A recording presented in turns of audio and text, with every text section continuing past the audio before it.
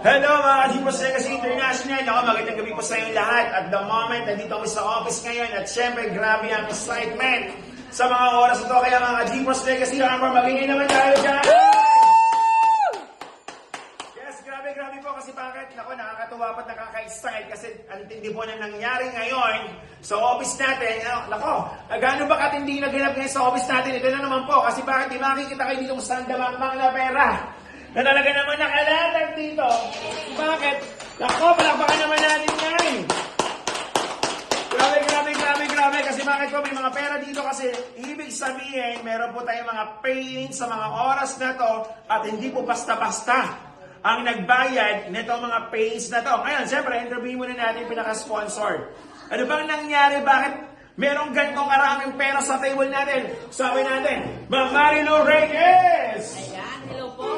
Nandito po tayo ngayon sa opisina at talaga naman po, nabigla po talaga ako. Hindi ko po akalain yung aking agila ay natagpuan ko na. Yes. At ayan po, ginulat po talaga ako ng aking teammates at ang kanyang pay-in ay 4 na premium. Grabe. Diba? 4 na premium lang naman po. Pinagsabay-sabay niya po yun. At hindi basta-basta ang ating mga member ngayon. Meron po tayong mayor. Meron po tayong vice mayor. Meron po tayong doktor. Another one is councilor din. Konsyal po. At yung konsyal ng bayan. Diba?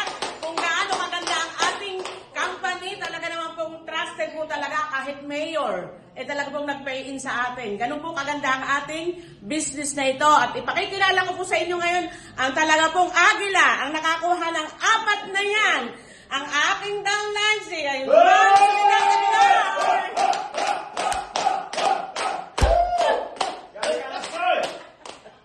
Ayan. Agila po talaga. Dahil ang nickname, ang surname ko ay Aguilar. Agila. Joke lang.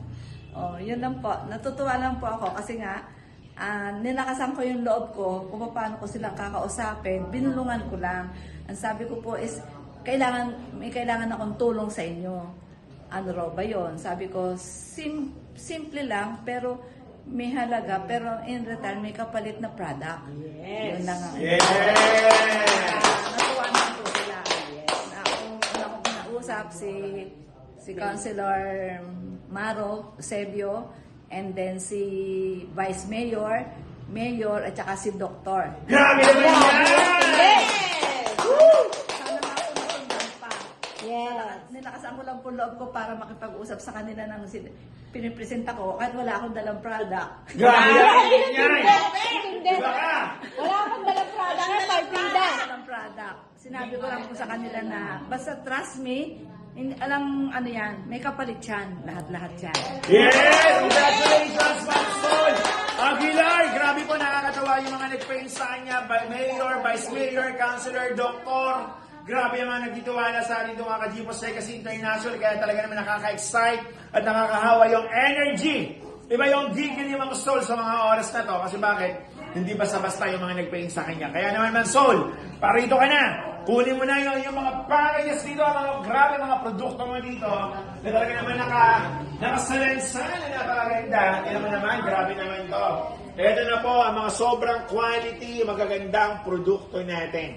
Alright, so ngayon ako, Jeepers Legacy International, ano pa ang hinihintay mo mga kapatid? Ibigay mo ang pinakamatinding todo mo. Ibigay mo ang talaga namang grabing hataw mo kasi sigurado kapag tumotodo ka ng todo talaga as in, yung resulta ay makukuha mo din whether you like it or not and whatever it takes. Nako, ikaw naman maglalatag ng sandamakmak na kaperahan dito kay Jeepers Legacy International. With that, God bless everyone! Woo!